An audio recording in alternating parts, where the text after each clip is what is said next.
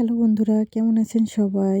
বরাবরের মতো আজকেও গরম জল নিয়ে ব্যালকনিতে গাছগুলোর সাথে সকালটা শুরু হলো। তারপর দিদি আবদার করলো বিরিয়ানিটা নাকি আজকে আমার রান্না করতে হবে।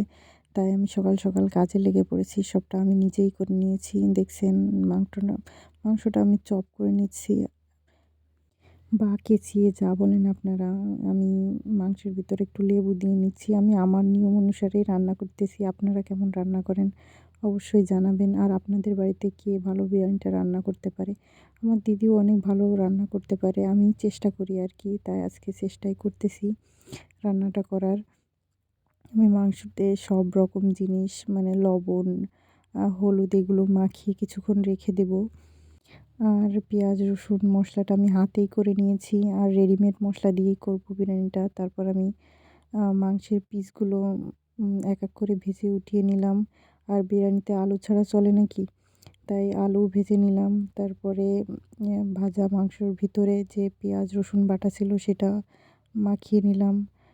গরম ছিল হাত দিতে পারছিলাম না। কিছুক্ষণ ঠান্ডা হওয়ার পরে মাখিয়ে নিলাম। এক হাত দিয়ে ভিডিওটা করছি বলে এমন মনে হচ্ছে। তারপরে মশলাগুলো দিয়ে দিলাম। বিরিয়ানি মশলাটা দিয়ে মাখিয়ে কিছুক্ষণ রেখে দেবো বলে ভালোভাবে মিশিয়ে মশলাটা রেখে দিয়েছি।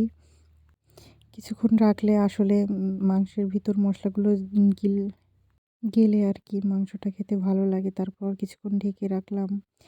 ব্রেস্তার জন্য পেঁয়াজগুলো ভেজে উঠিয়ে রাখছি। আমি তারপরে পেঁয়াজের ভিতর কিছুটা চিনি দিয়ে রাখলাম যাতে শক্ত থাকে। তারপরে পেঁয়াজ, জিরা এগুলো যে মাংসটা ভাজছিলাম তার ভিতরে দিয়ে মানে যে ভাজাটা তেলটা বেঁচেছিল তার ভিতরে মাংসটা আমি কষিয়ে নিচ্ছি। লাল মরিচ দিলাম।